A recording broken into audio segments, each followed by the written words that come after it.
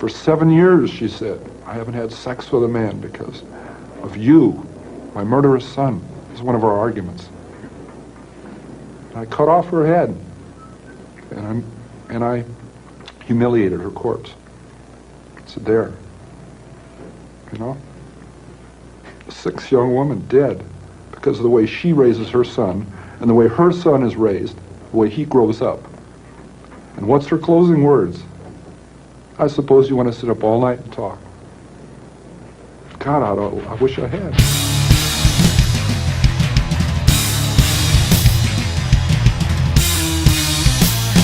Dinner in Hell band. Oh, I feel the tension.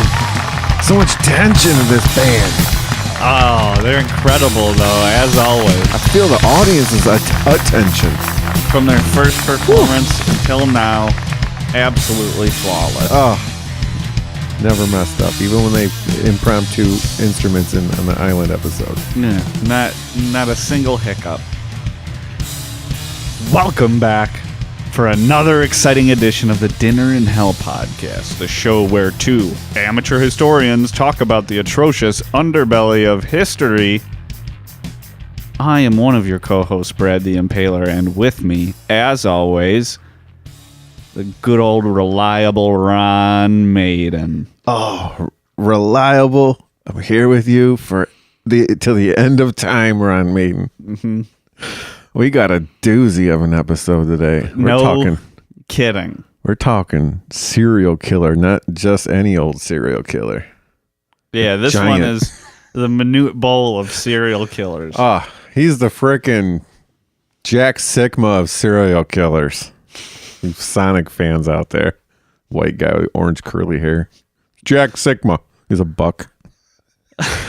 Yeah, he was a buck in the 90s. What do you think is the most irrelevant NBA team of all time? The Grizzlies. Vancouver Grizzlies. They were a team for a little while. But rest in peace. Sometimes things have to some things just end, you know? Yep. Mm-hmm. But, so today, every third episode, we try to do a serial killer. Today, we already did one named the co-ed killer, the Ipsy Ripper. We were trying to remember who the other one was. Yeah. Yeah. So here we are talking about Ed Kemper. What was his real name? Edwin? Edmund Kemper. Edmund. Yeah, Edmund Emil Kemper III. He was born to his parents, Edmund Jr. and Clarnell Elizabeth Kemper. Let's take a moment here. Second? Clarnell. His mom? Yeah, her name was Clarnell. Clarnell? That's one that I don't think is showing up on the registry of the most popular baby names of 2018.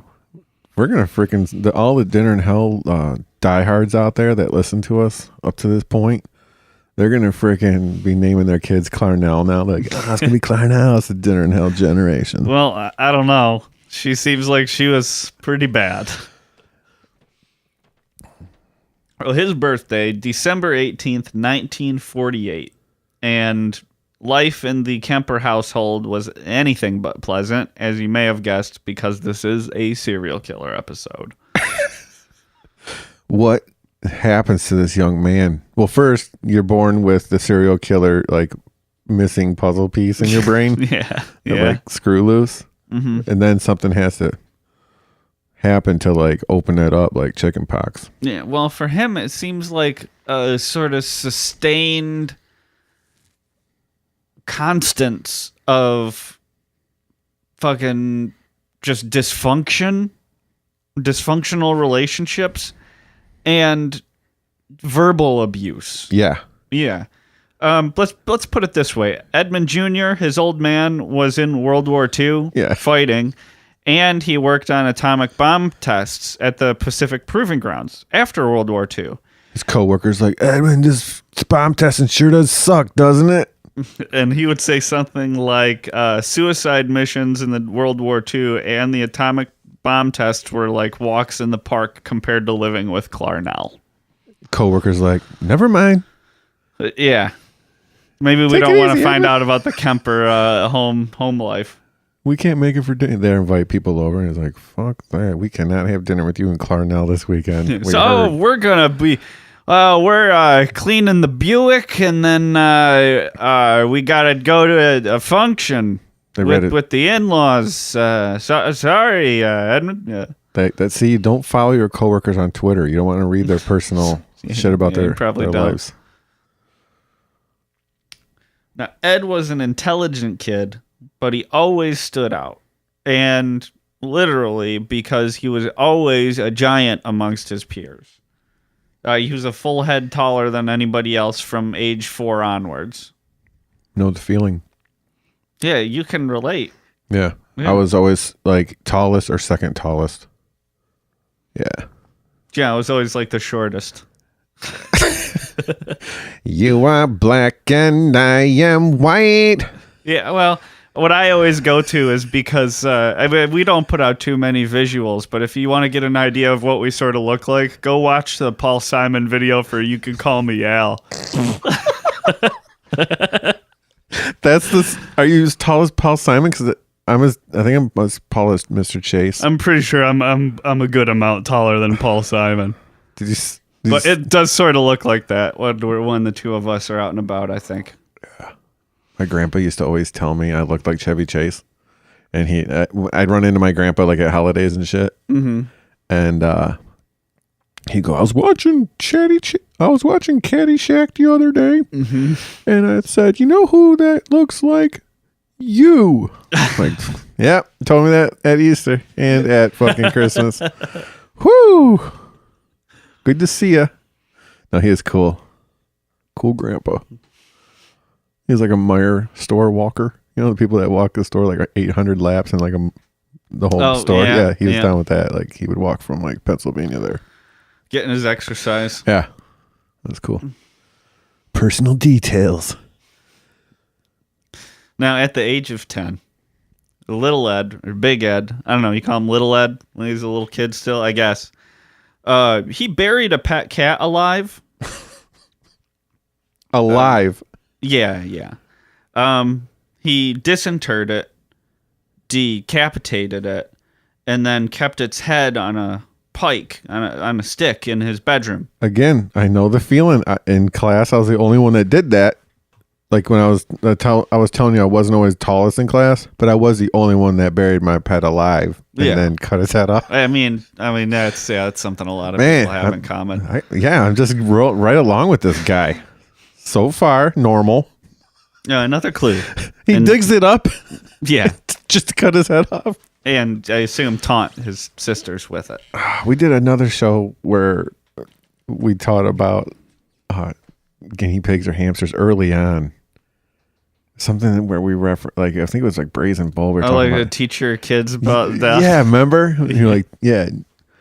Here you go. This is to teach your kid about death. You did this. Yeah. Teach them some responsibility with trauma. Yeah. Like the bunny is like, I didn't fucking choose this shit. No, I'm in an aquarium. Don't worry. Rabbits are delicious.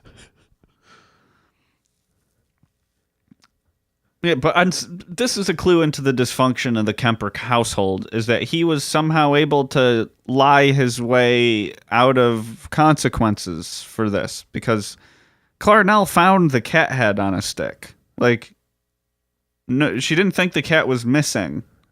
Everybody knew exactly what happened, but somehow he was able to convince her not to do anything about it.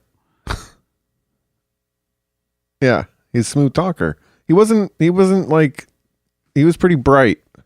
He grows up to be an extremely smart adult. Yeah, I mean, we're not talking as far as IQ goes, Kaczynski levels by any means, but very smart, bordering on genius level IQs as an adult. At 9, he was solving Rubik's cubes with his toes.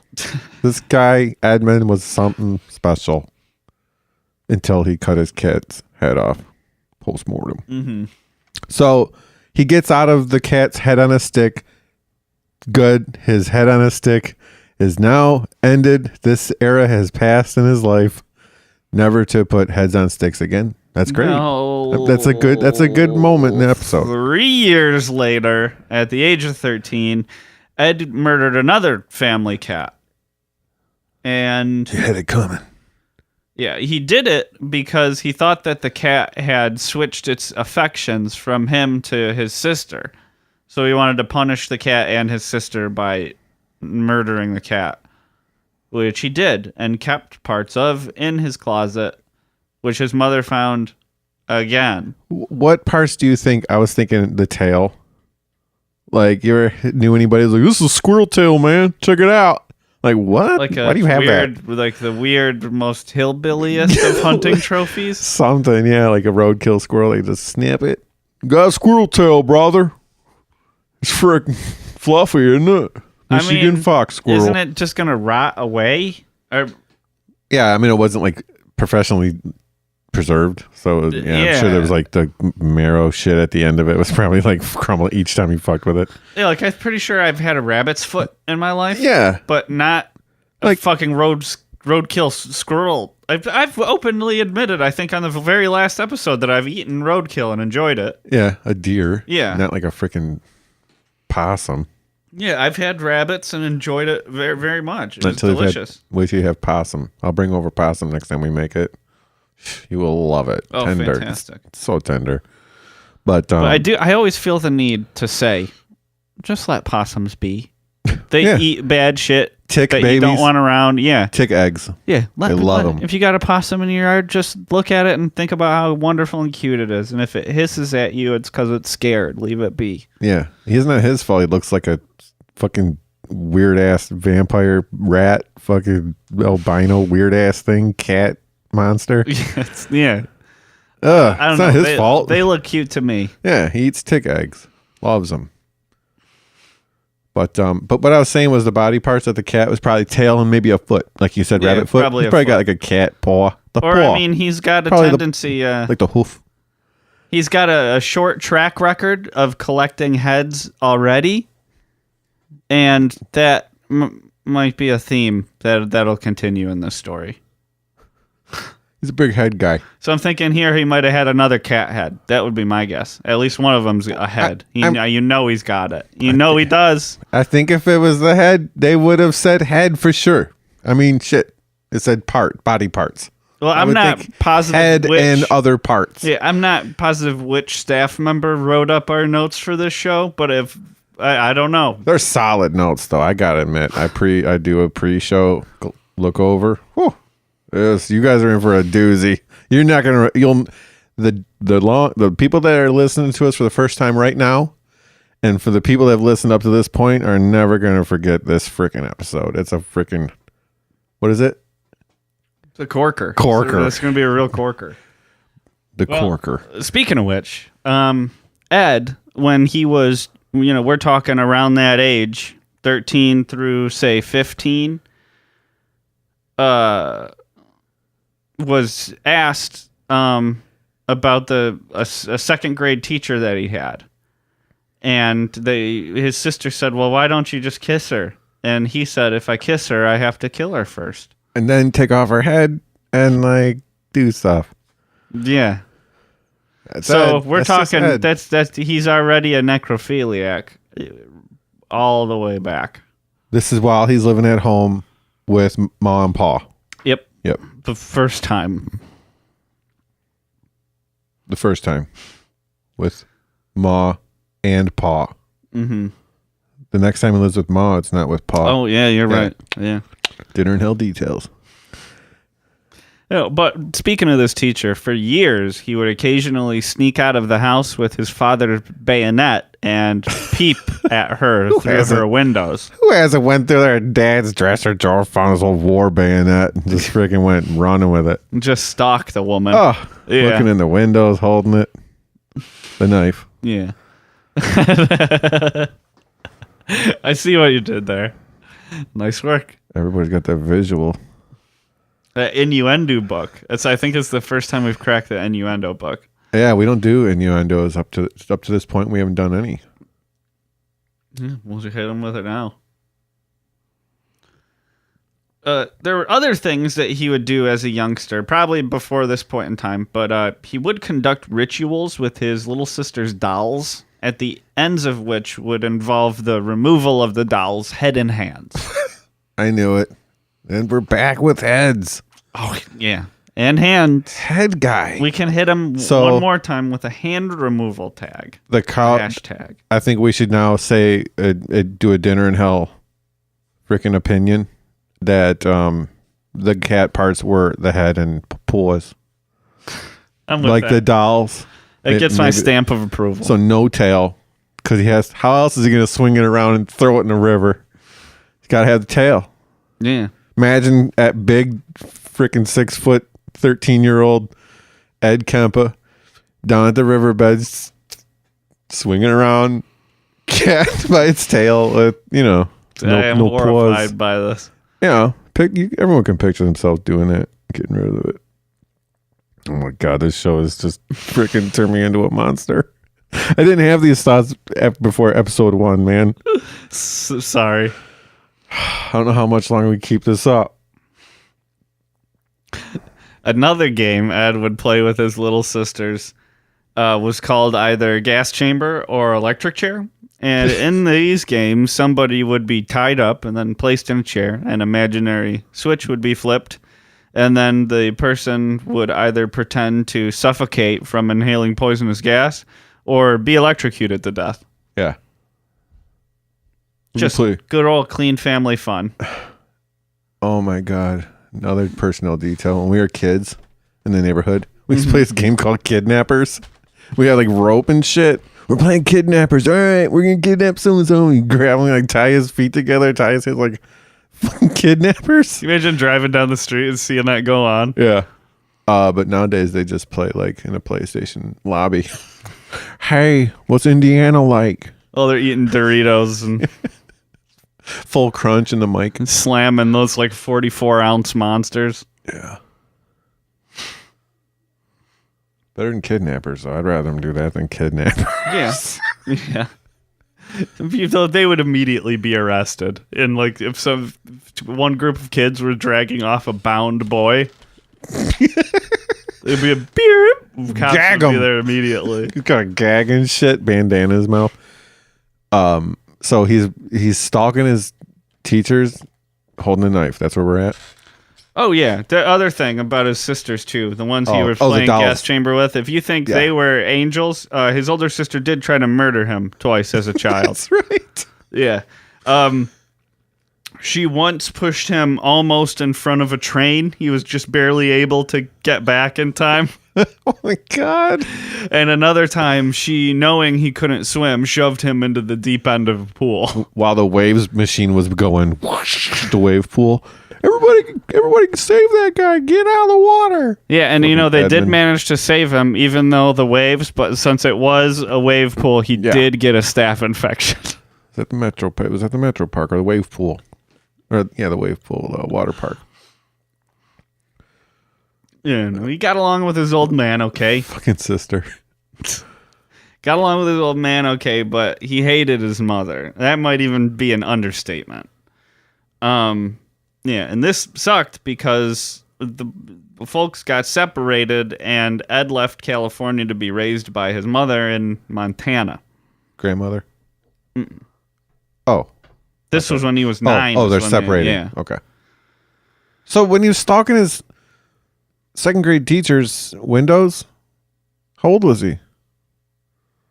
He was younger than 9 then. Okay, I misspoke earlier. You said he was 13. Yeah. No, he was younger than 9. And now that I'm remembering that, when his sister asked him that question, why don't you kiss her? He was in second grade. He was 7 years old then. And said that he'd have to kill her first. Yeah. So we're talking, Dinner in Hell apology. Dinner in Hell backtrack. Dinner in Hell revision. Yeah.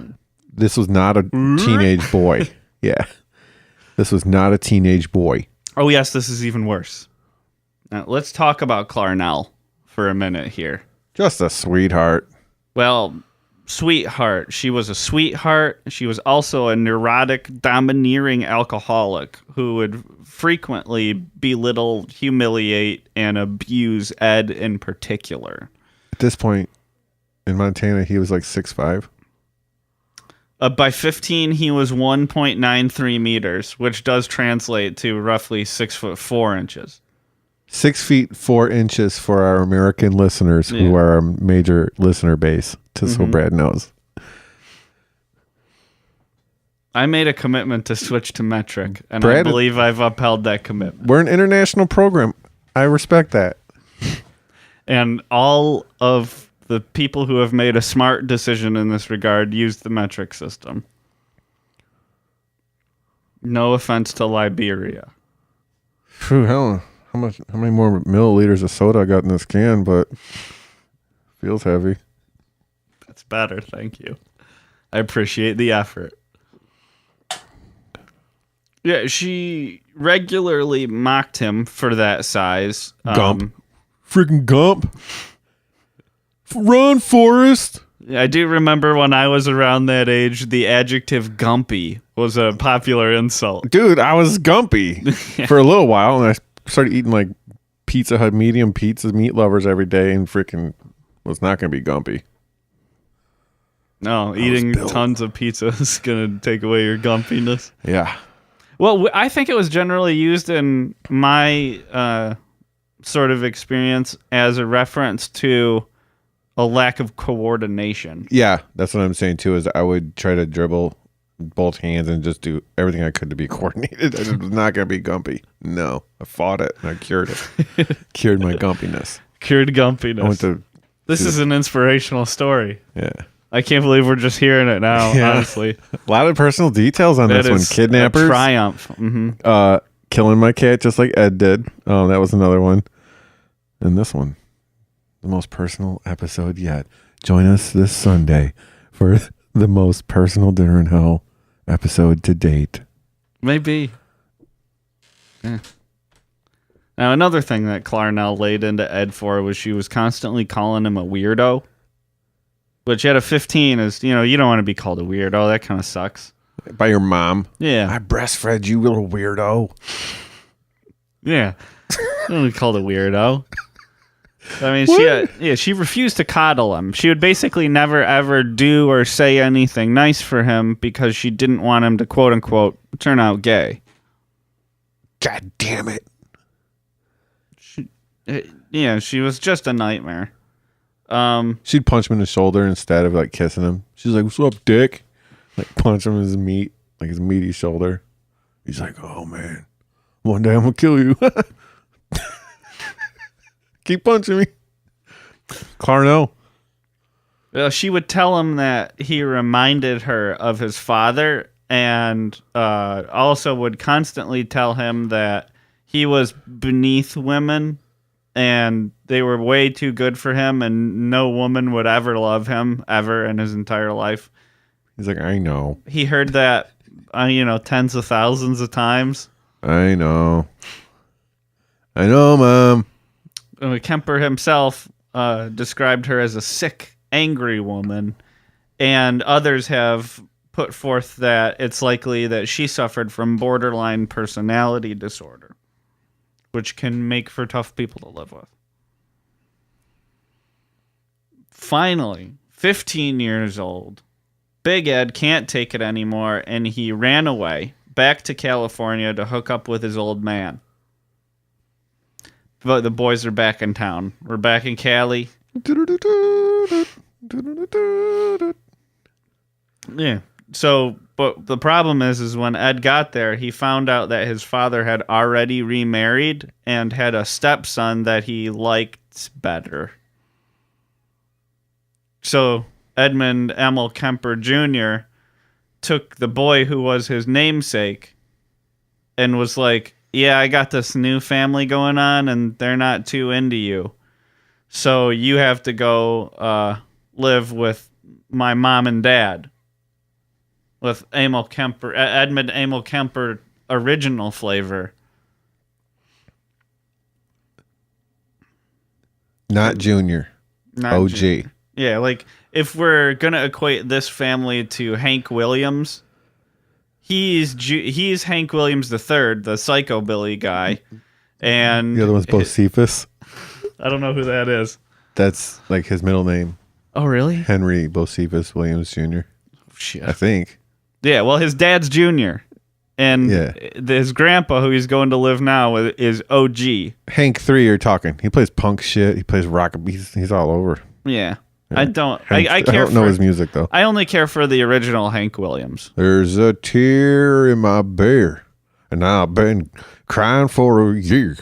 That one? Is that the original? I'm thinking of like, you hear the lonesome whippoorwill. No, I don't. Sounds too blue to fly. I don't know that. It's like from like the 40s. Yeah. Yeah, I like that, but I don't like any of the other ones. It's nonsense to me. Gotcha. Dinner in Hell. Music tastes. This is our most music taste insightful on an insight standpoint. First insight standpoint. I take my country music tastes. I like bluegrass too. Well, anyway, August 27th, 1964, a 15-year-old Ed Kemper got into an argument with his grandmother. Grandma. Yep, he left the room and retrieved a rifle that was a gift from his grandfather. Here's a gun. Don't do anything stupid with it. He walked up behind his grandmother and shot her 2 times in the back of the head. With pellets. It was a pellet gun. No, it was a 22 rifle. There's BBs bouncing off. Bing, Bing, bing. God Ow. damn it. Ow. A CO2 pump. I can hear you pumping it down the driveway, asshole. You pumped that up more times than you were supposed to. I can tell it hurt way too much. Your mother was right. They were bullets. You suck. He freaking sinks 2 bullets in her head. And then stabs her 3 times in the back for some reason. I think he shot. Yeah, I think he shot her like 3 times with it. Once in the head, and then like in the back, and then stabbed her. I know he shot. Maybe. I think there were 2 bullets in the head, but. So he kills grandma, and then what? Takes her head off, puts it on a stick. Please tell me. No, he just drags her body out of the kitchen to hide it initially. But then when Grandpa comes home, he goes outside and shoots him in the driveway. Grandpa, what? Why? But why? Well, when asked, he murdered his grandmother because he, quote unquote, wanted to see what it felt like to shoot grandma. When the police asked. Yeah. Yeah. Not like when Because he after he did it, he kind of just like waited for him to come. Like he didn't like try to run away or anything. Yeah. Well, no, wait. He calls his mom and says, "This is what I did." And she's like, "You gotta do what's right, stupid ass son of a bitch. Possibly gay son of a bitch. You're gonna call the cops and tell them what you did." Yeah, and he did do that. His grandpa, when they asked him why he killed his grandpa, he said, "Well, I didn't want him to see the sight of his dead wife, so I just killed him too." Yeah, to ease his pain. Yeah. Good news, bad news. You could have just not murdered your grandma. That was an option from the beginning. Yikes. So what you learn, the people that have listened to our show and our serial killer episodes, even like our emperor episodes, they're basically the same. Like, it's so important. Like, not just like treating them right as a youngster, but the other thing is that people are born with this click mechanism that's off. Then the people that don't have it don't have any idea what it's like. Mm-hmm. But there's people out there that like bury their cat alive as a young man. Yeah. 2nd grade, want to kill his teacher because he wanted to kiss her. Yeah, like don't let your kid lie their way out of it if they've got a cat's head on a stick in their room. Get that kid in some therapy. You know you ought to. Just lock them in the closet and don't interact with them for good 2 weeks. Yeah, that'll help. That'll definitely cure them. Feed them antifreeze only. Fuck. And glass. Play nothing but Love Shack over and over. God. That'll teach him. Yeah, I'm sure he won't come out like fucking Michael Myers by the end of that stint.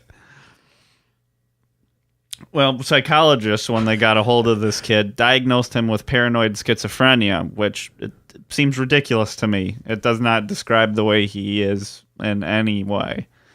but he went to the criminally insane unit at the Atascadero State Hospital. Now, here he was able to endear himself to his psychiatrist by being a model prisoner. He eventually was trained to administer psychiatric tests to other inmates. Yeah, I mean, during this work with the Atascadero patients, he was sort of able to understand what insane and sane meant in legal terms. He understood how to manipulate psychiatrists because he had a peek behind the curtain because he was a likable, charming bit of a bumblebutt. He was intelligent enough to decipher what the psychiatrist would deem right and wrong. Yeah. Yeah. Yeah. So he Like was Rorschach able cards? to give them what they wanted. He's like, Rorschach card, he holds it up. It's like a splotch of black. And he's like, I'm telling you, I don't know how you're supposed to see a butterfly because all I see is cat heads. Yeah. This is 40 cat heads. But he just like, butterfly? Yeah. He guesses them. Yep. Freaking Kemper.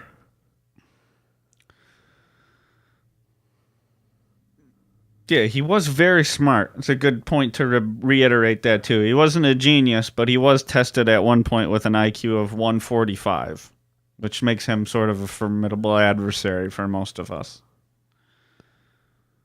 Because of how cool he ended up getting with the psychiatrist, he was released on his 21st birthday.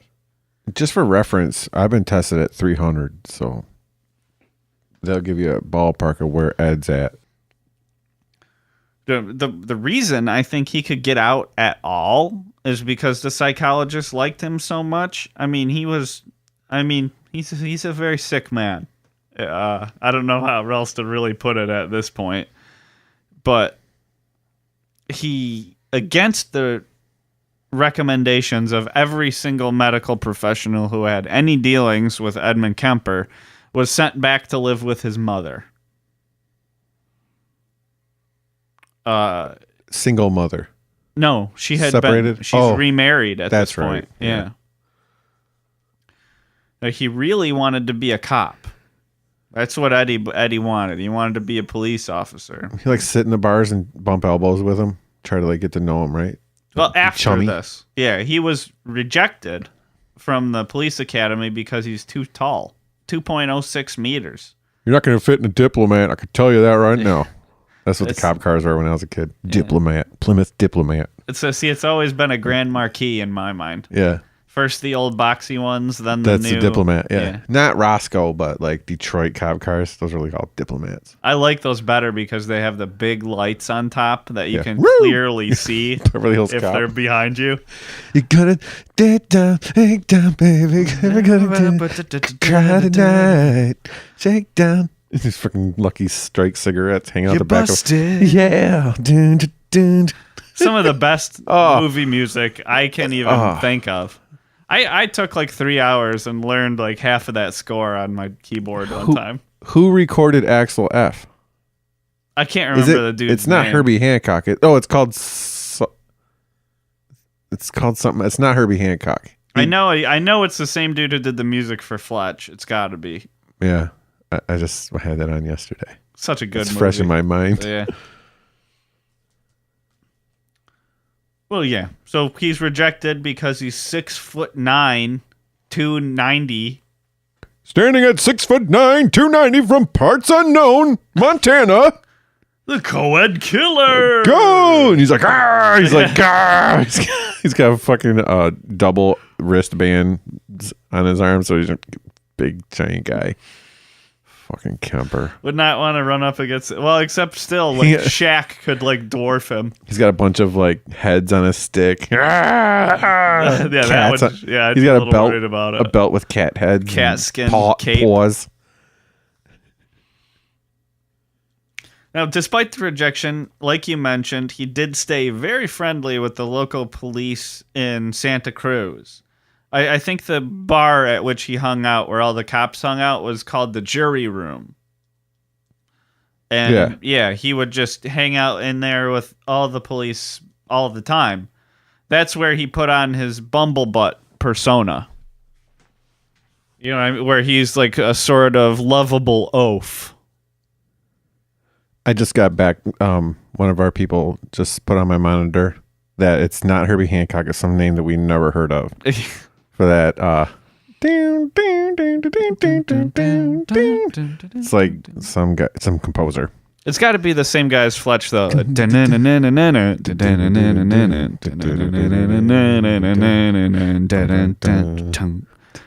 And that percussion.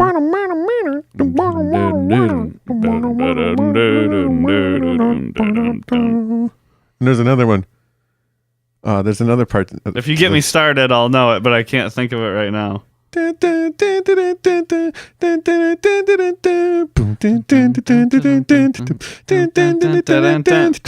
That's another part, right? Yeah. Yeah. That's not, like the that's bridge. not Axel F, right? I think it might be the bridge of Axel F. Oh, really? Yeah. Sorry, listeners. We're trying to work Or this maybe out. not. I don't know. I think we've developed some authority on history. If like you've been double checking us, I think we found we're generally credible. I don't think we're that credible on the Fletch and Beverly Hills Cop soundtracks. So that's I just wanted to put a little disclaimer on that digression. Now, Oh, shit. here's a quote from Ed Kemper about what it was like with his mom in those days. Dear Mom, I loved you so much. Well, I could try to do. I'm going to try to do an imitation, an Ed Kemper imitation. My mother and I started right in on horrendous battles, just horrible battles, violent and vicious. I've never been in such a vicious verbal battle with anyone. It would go to fists with a man, but this was my mother. I couldn't stand the thought of my mother and I doing these things. She insisted on it, and just over stupid things. I remember one roof raiser was over whether I should have my teeth cleaned. Is that a decent Kemper, you think? Yeah, that's good. I'm trying. There's not a whole lot to key in on, but I got it in my head, sort of. Man, I wish we could go back and have you read the remember we would talk about King Ashurnashirpal, his quote about skinning people. As Ed Kemper? No, as King, you should work on your Persian. Oh, yeah. or whatever he was. Okay, I guess I could look up like Iranian pronunciation. Maybe one day. Yeah. His mother worked at the University of California campus at Santa Cruz, and he spent a lot of time there and got a lot of time to look at a lot of young women that were above his station that would never love him in a million years, according to his mother. One key thing to remember, too, is because he spent time driving and picking his mom up from work, he got a big sticker from the university to put in his window with a great big A on it that stands for all access, meaning this is like a sanctioned university affiliated vehicle. Right. Property of. Keep that in mind. So eventually, according to him, what he says is because he has a really hard time to connecting people, because he was institutionalized and he didn't have a teenage, like sort of adolescence, that he had a hard time connecting with people. So what he did was to start picking up hitchhikers. Why do they always fucking do that? Have you ever even Street considered? people. I feel like you have hitchhiked before, didn't you? A couple episodes back, I mentioned it. Yeah. I've hitchhiked twice. Hitchhiking is something that I would never in a million years actually consider doing. We spun out in the middle of a freeway in the winter, and a family picked us up. You wouldn't do that? You'd walk down US 23 until the next exit and hope there's a gas station there? Oh, yeah. I guess like if you're a We didn't have cell family, it phones. seems like it's an obvious couple. situation where like you looked need safe. help. Like, I Yeah. can't imagine see like a lone person like thumbing it down the highway and just being Look like, at that. hey, hop in. That's what I'm saying. Yeah. There's a broad picture of hitchhiking. Yeah, like if I see like an overturned car in the ditch, I'm going to stop. Yeah, you see people. Yeah, I'm not going to be like, "Oof, sucks to be them. Yeah. There was so much blood. So much blood. Yeah. Now, if somebody's already stopped, I ain't stopping. I got shit to do. But We killed the drivers. That's what I'm trying to tell you. We freaking so turned you it on never them. pick up the family. Yeah. They were like, "Oh, we Could be saw like you a- guys." It's like a Devil's Rejects scenario. We're in the back seat of this Jeep Cherokee with my girlfriend, and we looked at each other. We're like, "Yep." And this lady was like, "Oh, we saw you guys' car," and I was like, "Wah!" And then I already stuck a screwdriver from the back seat.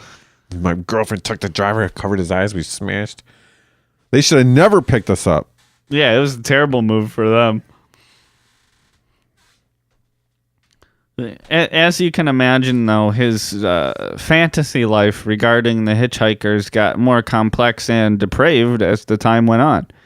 And soon he would pick up hitchhikers and not do anything to them, still perfectly deliver them to their locations, but he would do it with, say, a knife hidden in the car, where he knew about it and he could grab it at any time.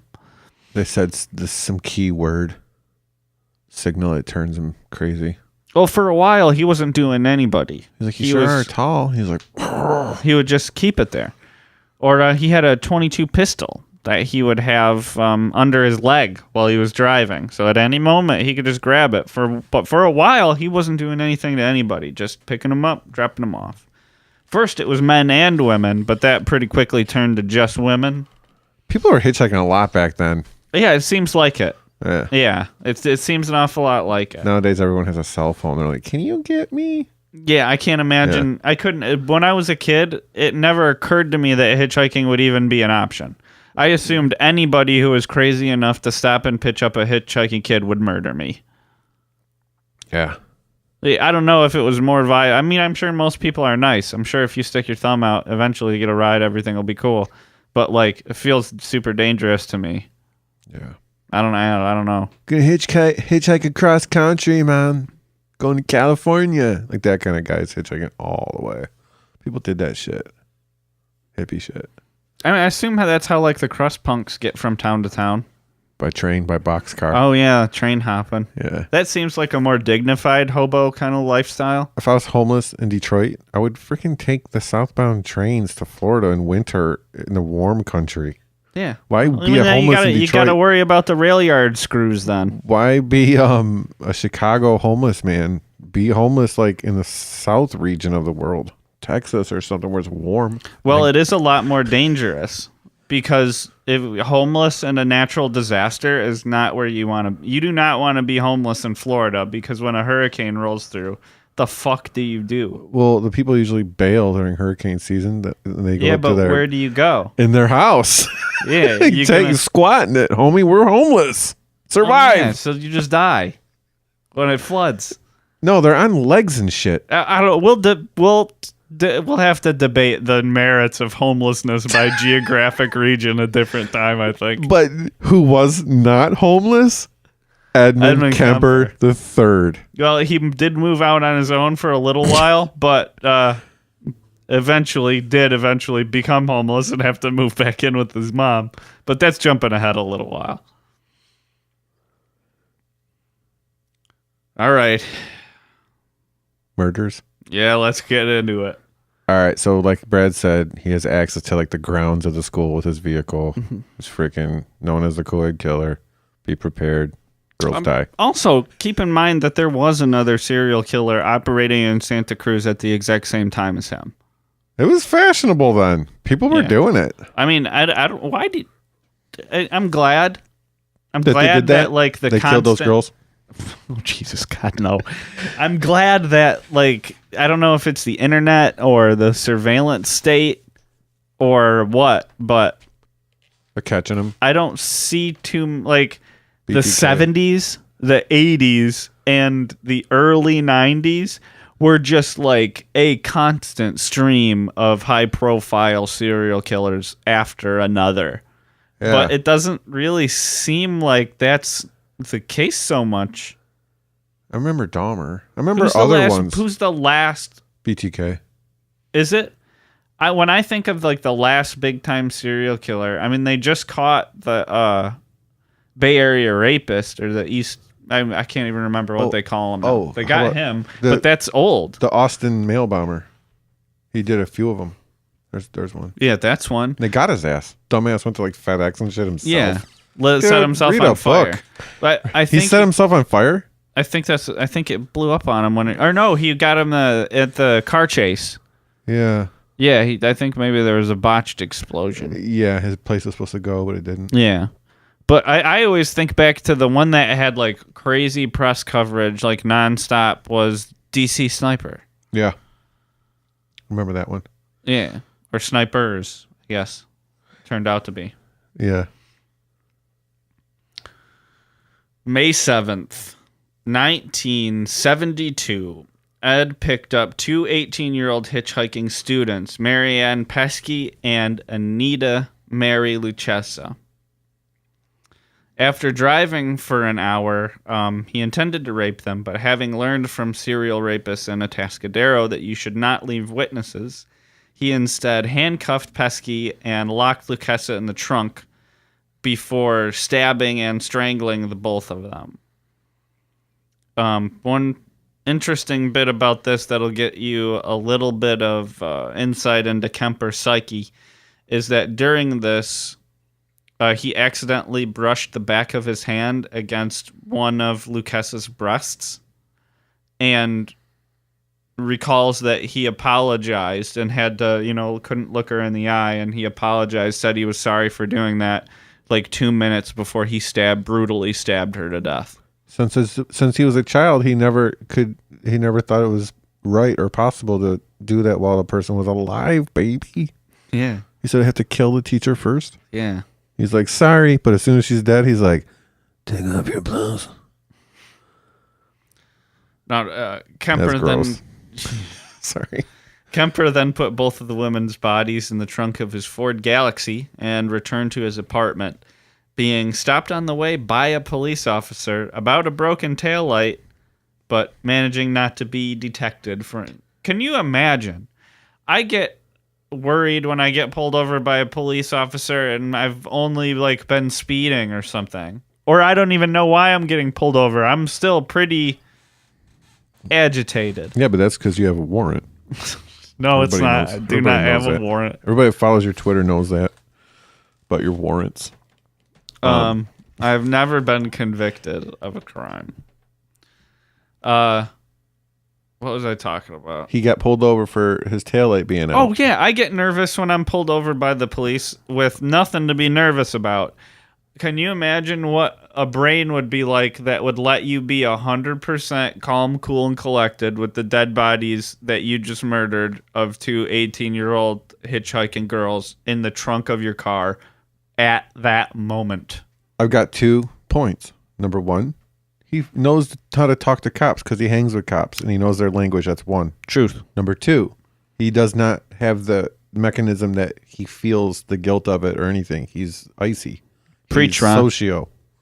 Socio. Preach. Broke it down, baby. Yeah. That's how he got out of the broken taillight saga of his life. Yep. And that's it. That's it. That's Ed Kemper. Well, what he did next was take pornographic photos of and have sex with the naked corpses before dismembering them. Later, abandoning the body parts. Now, before disposing of Pesky's and Lucchesa's severed heads in a ravine, Kemper, and I'll probably only mention this once, or do it vaguely from now on because it's obscene, but his jam basically was to have forced oral sex with the severed heads of his victims. Just to paint a picture, if people don't understand what Brad means by that, picture a pumpkin with a mouth cut out. A jack-o'-lantern? Yeah, with like a round mouth hole. Yes. And then you take a carrot. Just the jack-o'-lantern. Yeah, you're holding the pumpkin. You're holding just the jack-o'-lantern. Yes. And you're slowly coaxing this carrot. I'm just kidding. That's a good vegetable analogy for what this is. I think we got it Kemper's out there. picture zucchini, asshole. I'm no carrot. I promise you that. I'll send you pictures. Kemper nudes. Hashtag Kemper nudes if you're here for the hashtag. I'm really glad. Welcome. I've never seen any of his photography. Kemper nudes. Yeah, none of it's good. They're all dead women. Yeah. Now, there's a pretty decent gap, but September 14th, 1972. Kemper picked up 15-year-old Korean dance student Aiko Ku. He again drove her not to her intended destination, but to a remote area where he brandished a gun. Now, during this murder, he accidentally locked himself out of the car with the gun in the car. All she would have had to do is either not let him in until somebody eventually stopped and was like, what the hell's going on here? Or just take the gun and shoot him. Or take the keys and drive the locked car away. But he had but imagine this guy, a little 15-year-old Korean like ballet student, is got to be just like 75 pounds probably. Puddle of piss on her seat. Yeah, she's terrified. This dude is 6'9", 300 pounds. Just absolute physical. Open presence. the door, honey. I'm not gonna hurt you, honey. Just open the door. You can trust a big old bear. Yeah, well, she was so afraid that for whatever reason, she just opened the door for him and let him back in the car. Okay, well, at least tell me she went in like the far back passenger seat, like away from him. Actually, no, because a Galaxy only had a 2-door, I think. That's a coupe, baby. Yeah, so you're gonna have to be like in the front seat. So once back inside of the car, Ed Kemper choked her unconscious, killed her, and then raped her body. He's like, I'm not gay. That's for damn sure. Only women. Yeah, back to the apartment with Aiko Ku, and the same scenario goes down again as it did in the apartment with the first 2 hitchhikers he picked up. Now, if you'll notice a trend, there's a shorter gap here. January 7th, 1973, Kemper picks up 18-year-old Cindy Shaw. He shot her, then placed her body in the trunk of his car and drove to his mother's house. Remember I said he had to move back in with his mom because he ran out of money? Yeah. He's back in with Ma. Yeah. Now, he kept her body hidden in a closet in his room overnight. When his mother left for work the next morning, he had sexed with, removed the bullet from Shell's corpse before dismembering and decapitating it in his mother's bathtub. Dude's like, where do you keep the SOS pads? Calling her at work. Do you have like 17 gallons of bleach on you? Mom, where's the comet? Well, he's cleaning so much and the house looks like shit every day when I get home. I don't know what's going on. Fucking bathtub sparkling. Using scrub and bubbles on that thing. Brought to you by Scrub and Bubbles. Scrub and Bubbles. You need to get rid of blood? Use Scrub and Bubbles. Dinner in Hell sponsor. And right up next to that corporate name, we'll note that he did hold on to Miss Shell's severed head for several days, regularly violating it. This is lucky murdering head. I mean, he did bury it in his mother's garden, looking up at her window. Why? Well, part of him said that he had like sort of a boyfriend-girlfriend relationship with her head.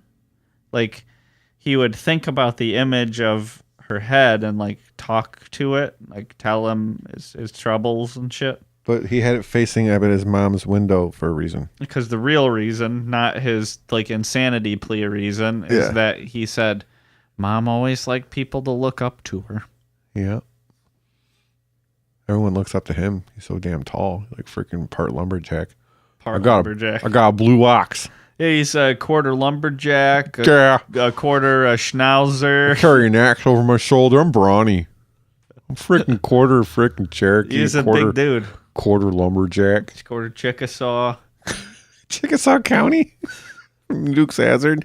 So offensive, that fucking car. It's offensive. Yeah. Whenever I see it, I think racism. Old Duke boys. But the Cosby Show is on. The Cosby Show is on. Still? Yes. But the Dukes of Hazzard car isn't because of the freaking Confederate flag on the roof. We can lose them both. Wait a second. I would watch Boss Hogg and Uncle Jesse and shit and look past the stupid... It was made back then where they didn't know. Like, Popeye. Oh yeah, I don't give a shit Like- about it. like- I never watched it. I have no nostalgia for it. Oh, yeah. Like Pepe Le Pew would be like, come here, you, the cat. Like, try to, like, frickin' fart. He not try. Succeed. At bare minimum, it was like He- sexual harassment. He impregnated that cat every single episode. Poor thing. Poor thing. Yeah, there's Overbrewed. depicting a lot of Too many abusive bursts. relationships. The whole character of Speedy Gonzalez. Or Popeye was all about bashing dudes in the face. Like, ugh. But you can watch that and just know that, ooh, that was made back then. There's lots of incredibly racist Looney Tunes cartoons. Like, Oh, yeah. especially during World War II against Japanese people. Yeah. They're fucking really shocking if you look at them with modern sensibility. Dinner in Hell episode 100's a special episode. It's about Looney Tunes that were racist. You'll never forget. Now, if you'll notice again, there's an even shorter gap here. And on February 5th, 1973, he encounters 23-year-old Rosalind Heather Thorpe and 20-year-old Allison Liu on the UC Santa Cruz campus. Now, according to Kemper, Thorpe entered his car first, which reassured Liu to also enter. He then fatally shot both of them with his .22 caliber pistol and wrapped their bodies in blankets. Not the good ones, you piece of shit. Where are all my blankets going, Edmund? Where's my Afghan? Yeah. You know how long it took me to make that? Kemper again brought his victims back to his mother's house, this time beheading them in his car because he couldn't wait. He's starting to get crazier. Yeah. Uh, Nice foreshadow earlier. I think that was on the show. Might have been pre-show. it may have been, I can't remember. But Yeah. it definitely happens to all of them. They all have what they call Zerker mode if they're out long enough to get to it. Yeah. Yeah, it gets bad. Yeah,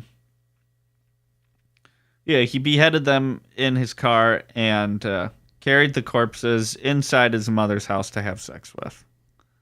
Without heads. Or no, just the heads. He did both. He He got- took the heads in first because he couldn't wait, and then he came back out for the bodies later so he can get his like full shit going. She's like, Edmund's at you piece of shit. And he's like, Mom, back from bowling. He's got 2 bowling bags. Yeah. It's like, you got 2 bowls, you piece of bowling, amateur bowling shit. Blood dripping from the bowling bags. Oof. Yeah, it's kind of like that. There was at one point where he was walking past a young couple when he was at his apartment, when he was carrying in the heads of one of his victims, and they were going out on a date, and he just smiles and nods at them, knowing that like they're on a date, and in his way, It's a night for lovers. he's on a date too. How dare you? You're so gross. This is his sentiment, not mine. He had a passion. He sure did. That teacher got off real easy. I wonder if he ever went back and was like, do, remember me? 2nd grade. The teacher made it out alive, right? Yeah, as far as I know. Whew. Yeah, and so after he brought Allison Liu and Rosalind Thorpe to his house, he then dismembered the bodies, removing the bullets to prevent, identification, Yeah. and then discarded their remains. We have some more of Kemper's own words on the topic. Oh, bust out that freaking impression, bro. The head trip fantasies were a bit like a trophy. The head is where everything is at. The brain, eyes, mouth, that's the person. I remember being told as a kid, you cut the head off and the body dies. The body is nothing after the head is cut off. Well, that's not quite true. There's a lot left in the girl's body without the head. God damn it, Kemper. You sick son of a bitch. Yikes. Yeah, that the ending, Yeah. little dicey there, Eddie. I don't know. I don't like the direction you're heading. We all know what he does with the freaking head part. Yeah. Yes, he does that. The heads. April 20th, 1973, the evening, and Kemper's mom, Clarnell, sitting in bed. With a bong. She's like, 420, you fucking asshole, get in here, hit this. Yeah, hit this shit, homie. This is freaking Acapulco Gold. It's monkey paw. Keep on. I'm going to share it with you. You're of age. Yeah, this is called the Alabama Crab Dangle. Oh my God, there's some funny names in movies. Mexican trampoline. This is permanent. This is permanent. It's like from Ted the Bear movie. Oh, the yeah. Bear. This is permanent. They're coming. They're coming. Yeah, they're coming. Yeah. This Paranoia-inducing ones. This is permanent. It's funny as fuck. Yeah, like, that makes me think of that time that cop took home pot brownies that he confiscated and him and his wife ate them. They called the fucking 911 after. Was he like, what's the score of the Leafs game? Like, no, it was like they were like 1-0. You know how it's like 911. What is your emergency? And he's like, me and my wife we're dying. And they're like, what? Yeah. Like time is going by really slow. We're pretty sure we're dying. And they're like, what happened? What did you take? Like, are you on PCP or are you on crack? Are you on methamphetamines? And he's like, we each ate a half of a marijuana brownie. And like the fucking operator's trying not to laugh at him. It's hilarious. He took it from the evidence room. Yeah. Well, so he walks into his mom's room and she's reading a book in bed at night, getting ready to go to sleep. And because he was simultaneously hated but was also sort of a mama's boy, her immediate response was, oh, so I suppose you're going to want to sit up and talk all night. Not all night. Well, he says, no, good night, and he leaves the room. Eventually, Clarnell drifts off to sleep, but around 4 hours later, Edmund had not drifted off to sleep. He remained awake. He's jumping rope in the basement. I'm gonna kill that bitch. Maybe. I imagine it as him sitting completely still, like staring at a wall for 4 straight hours, not moving until the time came. He turned the floodlight on. He was working on his post game on the basketball hoop backyard. And he's like, fuck this. Power forward pro. I was all state. Montana. Well, nah. He didn't do that. Staring at the wall. Yeah, I think so. But anyway, after he was sure that his mother had fallen asleep, he returned with a claw hammer and a knife. And after bludgeoning her with the claw hammer, he slit her throat, then used the knife to decapitate her, engaged in what he referred to as his head trips with his own mother's head. Jesus. He decided, she's no better than the rest of them, the rest of these stuck-up bitches, or, He was kind of like an incel. Ed Kemper was kind of like one of these incel killers. You know what I mean? Like that guy in Toronto, or that Elliot Rodger fucker down in same place, California. Drove around like shooting people in his car because he was pissed that women wouldn't fuck him. Yeah. It's funny how those guys are always like, oh, why do girls always go for the asshole? Like, I maybe was guilty of that when I was like a freshman in high school. But if you think that, girls don't go for the asshole. If you're thinking that you're the asshole, other guys probably, treats her nicely and normally. Might be an asshole to you, but he's not to her. Yeah, that's what he strikes me as, though, kind of his pathology. He's just he's a little bit smarter than those people usually are and a lot sicker. After that, he took her head and used it as a dartboard. I remember this. Yeah. Stuck on a shelf, threw darts at it. Yeah. And then he also just screamed at it for an hour, like finally being able to get out his frustrations at like the person he hated more than anything else. Do I look gumpy, motherfucker? Yeah, good callback. Do I look gumpy now? I know it was a long time ago that you read that callback book, but it was a genius move to come back to it. Yep. Callback tips of the trade. But ultimately, he smashed the face on his mother's head in with the claw hammer. I thought you were going to say with his privates. He's like, I'm a machine. I mean, yeah, that too. I don't know how much damage he was doing, though, structurally. Dinner in Hell's most awful episode to date. Most memorable episode to date. I got a feeling this one isn't going to be topped either. After the face was smashed in, I wonder if that's where they got the inspiration for Cannibal Corpse got the inspiration for Hammer Smash Face. Do you think? I would say, yeah. Maybe. Yeah. He also cut out her tongue and her larynx, or vocal cords. The bitch had a mouth. Yeah. He put those in the garbage disposal. Vocal cords pretty tough, though. They fucked up the garbage disposal. Really? Yeah, they spit the vocal cords back out. Oh, God, it's so gross. Yeah, Kemper would... Got in my mouth. That's what it's quoted. A piece of his mom's larynx was in his mouth. He had to spit it out. Well, he said that seemed appropriate. As much as she'd bitched and screamed and yelled at me over so many years. Yeah. Yeah. He then had sex with his mother's corpse, hid it in a closet, and went out for a few drinks at the jury room, where the police officer would fucking openly discuss the case with him. They would just tell him all about the co-ed killer, what leads they had. 15-year-old Korean ballerina. Yeah, what kind of traps they were setting to try to catch the guy. Yeah, they would tell him all of this shit at this bar. We're going to get that son of a bitch. Yeah. And he'd be like, oh, you don't say. Here, let me put some shitty music on the jukebox, buy you guys a couple of beers. The cat's in the cradle is just a spoon, man in the moon. Yeah, I could think Will that you would coming be a home, shitty son? song to put on a bar. Don't know when. We'll get together. Yeah, but it's Oh, the Ugly thanks for Kid pulling Joe together. version.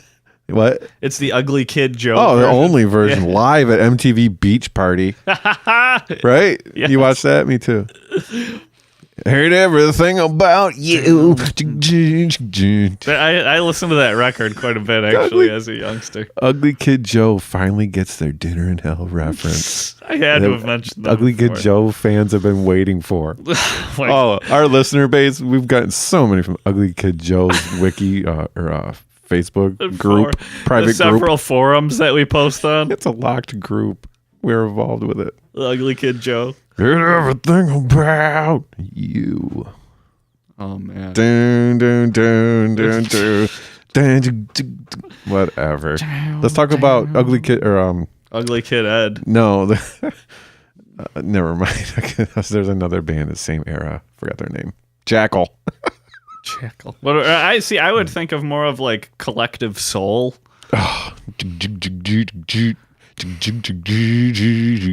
Where the river flows. You be at Guitar Center, you'd be like, God damn it. Wurlitzer at Southland Mall. Stop playing Where the River Flows by Collective Soul. It's not that cool. It's not that rockin'. Find you down, down, down, down, down, down. Where the river flows. Collective Soul. Welcome, listeners. Yeah, so let's talk about somebody without a soul, Edmund Kemper, Nice. who, upon his return, said because there is only one person in the world who could have possibly cared about his mother in a sort of homage to his original murder scenario of his grandmother and grandfather, he didn't want to let his poor mother's friend suffer, finding out that her friend got murdered and disgraced to an insane degree. Right. So he invited her over for dinner and a movie as a surprise visit for his mother. When Sally Hallett arrived, however, he proceeded to strangle her to death, decapitate her, and spend the evening with her remains. His mother's friend. Yeah. He didn't like her either. No, I imagine you'd hate somebody who was the friend of somebody who you felt like abused you forever. Yeah. Oh yeah, he stuffed her in a closet, obscured any outward signs of a disturbance in the residence, and left a note for the police who he suspected would find the apartment that read, approximately 5:15 a.m. Saturday. No need for her to suffer anymore at the hands of this horrible, quote-unquote, murderous butcher. It was quick. Asleep the way I wanted it. Not sloppy and incomplete, gents. Just a lack of time. I got things to do. Your impression has got a little bit watered down, I would That's say. his written voice. Oh, sorry. Yeah. I like his written voice better. It's more... Crisper. Yeah. Sexier. Punchier, yeah. Like... I wonder if he was like giving the guys clues at the bar, like, check the apartment bathroom closet. Oh, no. At this point, he stole Hallett's car, his mom's friend, and he took off because he, like, thought the cops were way smarter than they were. Like, at the bar, he started to get more and more paranoid. He thought they were playing some sort of cat and mouse game with him, but they had no fucking idea. They had no leads. They had nothing. So he took off, like, on the run. He left California, went through Nevada and Utah, finally arriving in Pueblo, Colorado. They're like, we're not even looking for you, bro. Chill out. Just burning fossil fuels. Well, he was listening to the news the entire time. Her car was a Hummer. Nobody mentioned it. A Hummer. He's driving up through 3 states, burning gas. Well, gas, when was gas then? Like fucking 3 cents? 3 cents a gallon. Yeah. No one even thought about it. 5 cents? What? Yeah, well, he found a phone booth, called the police. Hey, you guys, you want to check that? See where all the flies are going? That house, all covered in flies? You want to check it? Well, he knows who the detectives are on the case. So he calls up the Santa Cruz Police Department, asks for the detectives who are on the case by name, gets them. Barney and who? I can't remember. But, Felix. yeah, he confessed. He confessed to the murder of his mother's and Sally Hallett. And they didn't take him seriously. They were like, fuck off, Ed, you big old bumblebutt. You still owe me an Altus. You still owe me an Altus pint. Yeah, call back later, Ed. So several hours later, he did. He called again, asking to speak to another officer that he was even better friends with. He confessed to that officer of killing his mother and Hallett, and then just sat in his car and waited for the police to drive all the way to Colorado, arrest him, and take him home. Remember at the end of American Psycho, Patrick Bateman calls his attorney. He's like, I killed Paul Allen. He's like, I just had dinner with Paul Allen. Or like, first he's like, come on, Patrick, this isn't funny anymore. He's like, listen, you son of a bitch, I fucking did it. Yeah, he's confessing to crimes he never did. Yeah, it was like, who would think Bateman would do it? He's a wealthy banker. Yeah. But Ed, they didn't have him for it. Eventually, he would also confess to the murders of the 6 students. He's a real talky one. Yeah. I think there's 5 or 6 hours worth of interviews with him. I mean, the only other thing I can think of that even comes close is you get like the 2 hours Stone Phillips, Jeffrey Dahmer interview. Yeah. Other than that, these guys generally don't have a ton of screen time. Yeah, there's a movie about finding the Unabomber, and they interview him in it. It's great.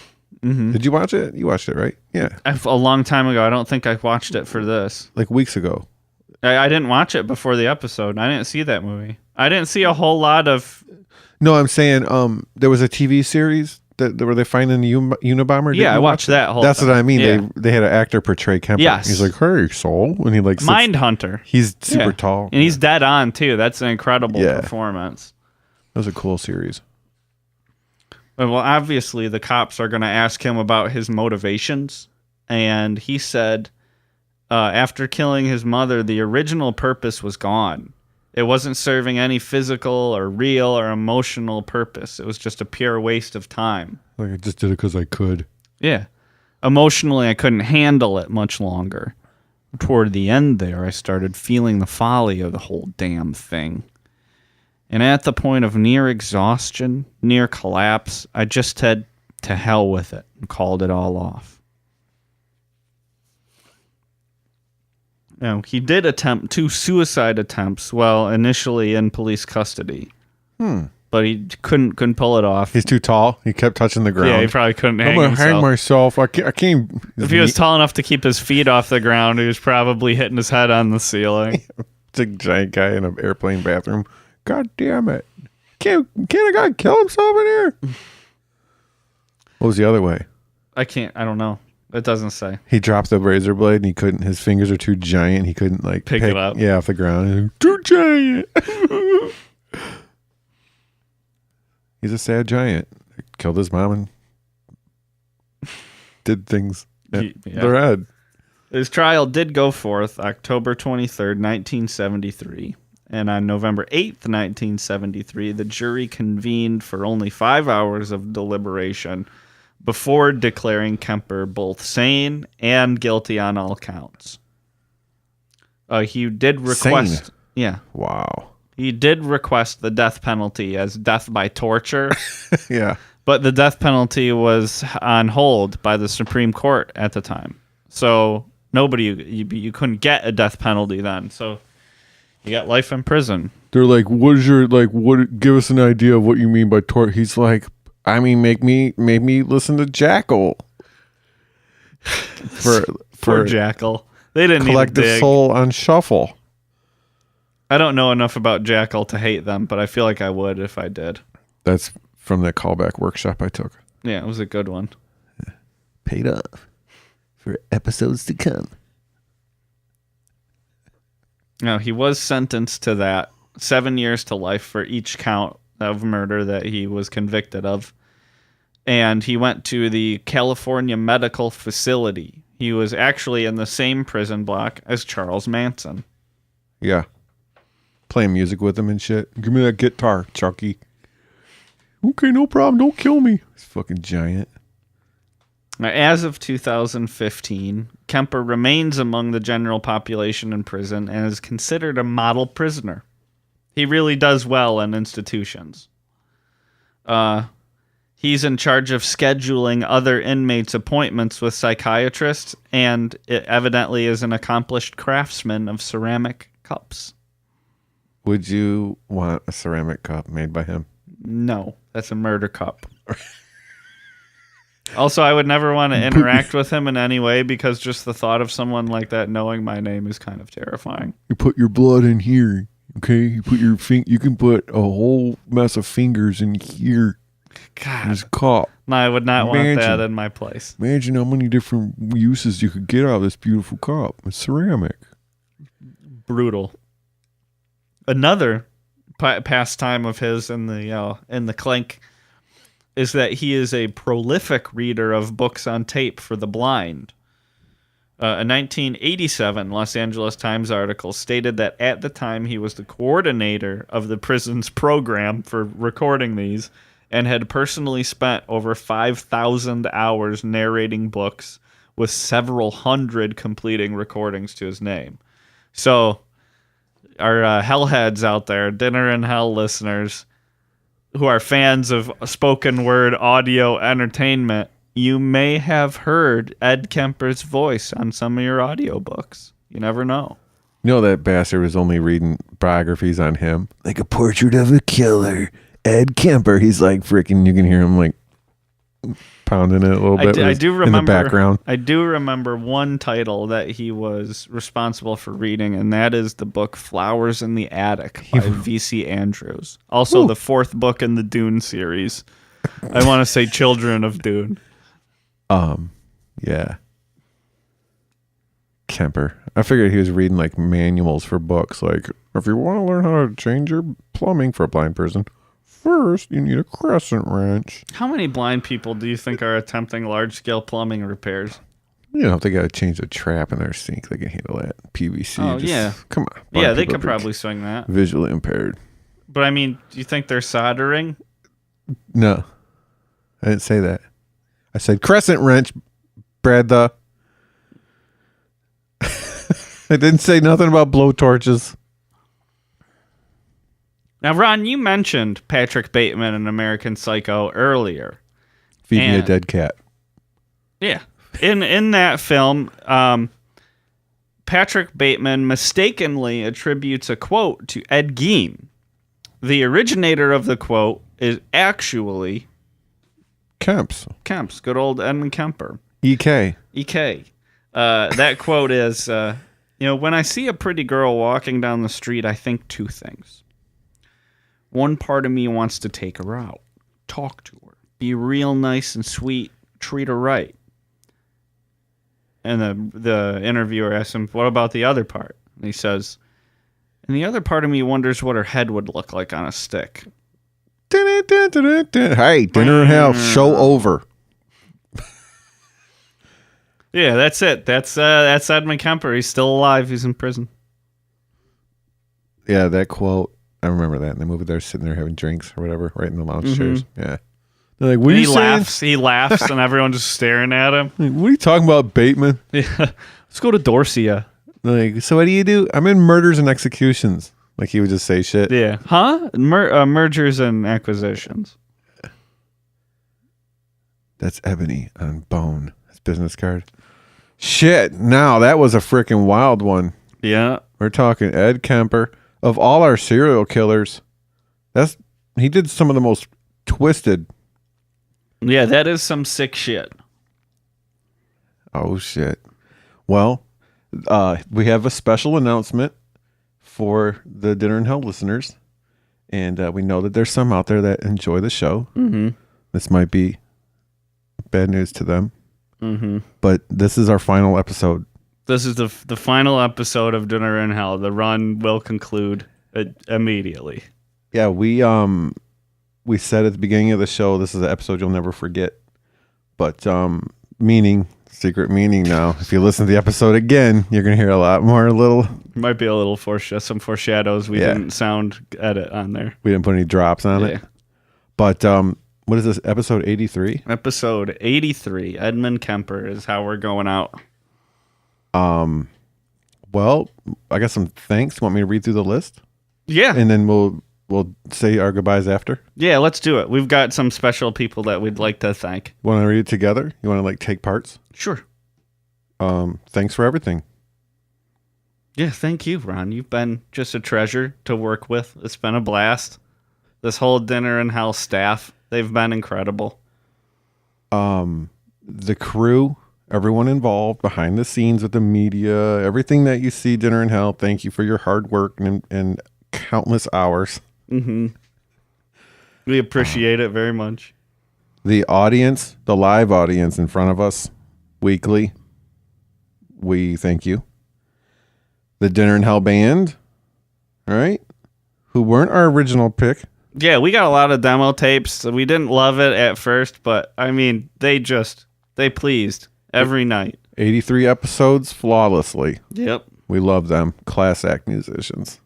I will say they never got any better, but they didn't get any worse either. Right. They're freaking consistent. Yeah. I like that. I don't like change.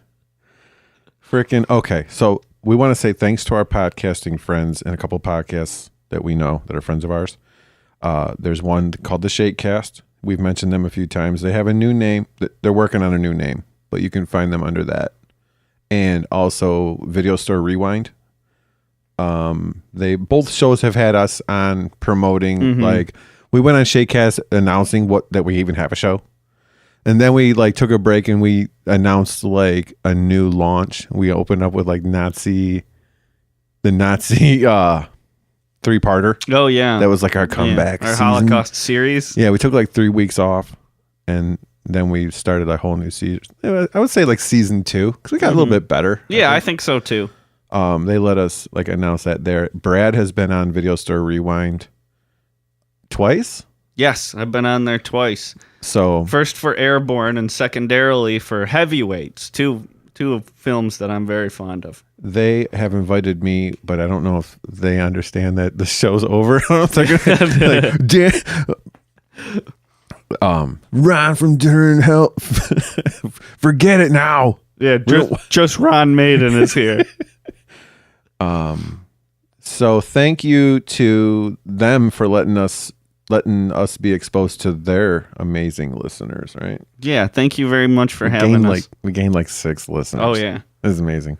So specifically Scotty, Larry, Rich, Matt, and Zach. Thank you guys for all of the support, and I know I'll be continuing to support you guys. We have a listener that is the most involved listener of our whole audience, and that's Maria on Twitter. Mm-hmm. Thank you, Maria. always sharing our stuff and liking it and retweeting it, and we just wanted to say that we appreciate it a lot specifically. Like, I think when we were coming in to tape this one, I just kept thinking about Maria. Like, she freaking retweets our shit like a lot.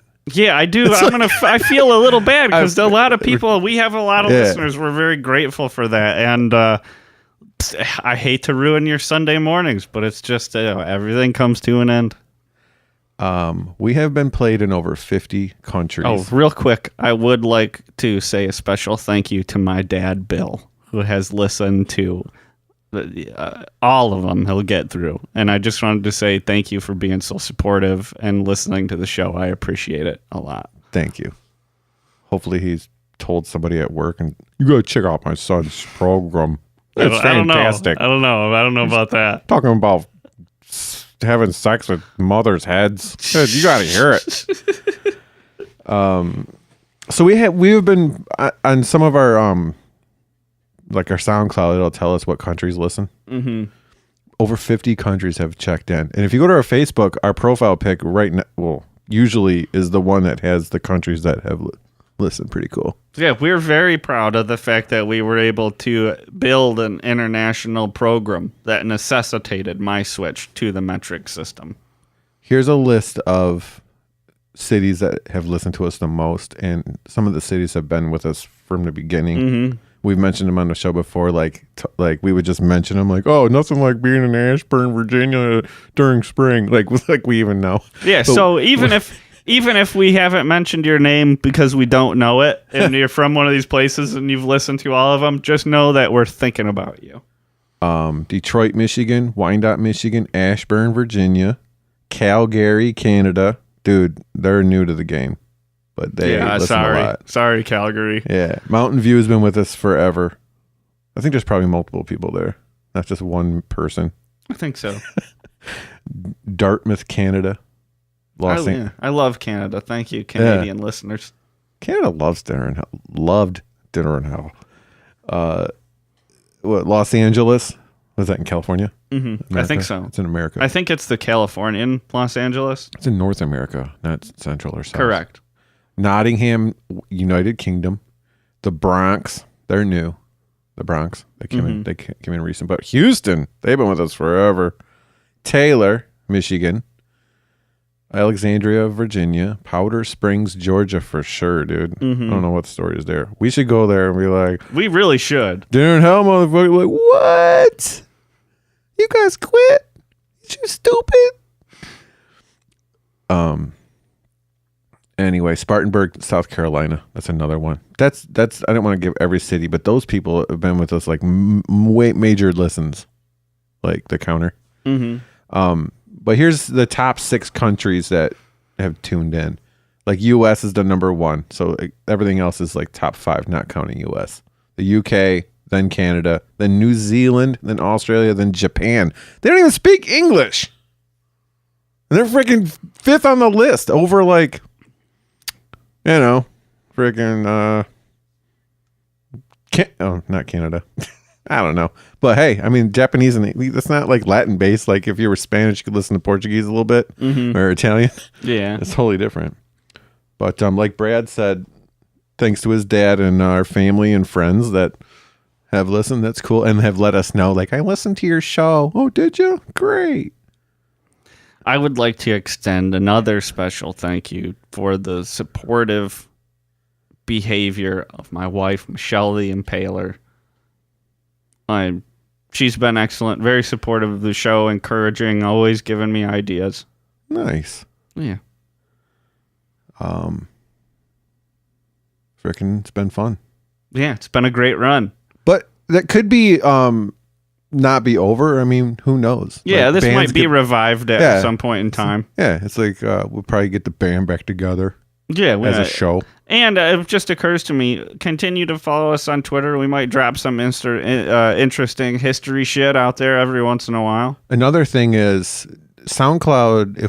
If we don't continue using it, we will only be able to host so many files. So yes. You'll be I think it'll be the last 15 episodes will always be available on the SoundCloud.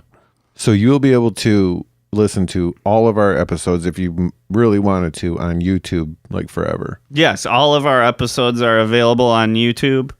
Put them on your TV. Yeah. Oh, yeah, go for it. Dinner in Hell on the TV. The image is like takes up your whole screen. It's amazing. Yeah, you want that burned into your plasma. Yeah. What else? Freaking. If you'd like to keep up with me, you can follow me on Twitter. Yeah. I'm at Brad the Impaler with 2 D's. Brad the Impaler. Yeah. Everyone. Somebody else already had it. It's bullshit. Second D's silent. When I get verified, I'll try to get the other handle. I'm just at Ron Maiden. Yeah. Yeah. If you find something that says the real Ron Maiden, that's me. Mm-hmm. There's fake Ron Maidens. Yeah. If for whatever reason you're still interested in shit that I do, you can listen to an ambient project that I have. Got a record out. That is at Crystal Math, not math, like short for mathematics. crystalmath.bandcamp.com. So, shit, you ready to turn the lights off one last time in the studio? Let the band play us out? Do this. Thanks everybody for listening. It really did mean a lot to us. Good night.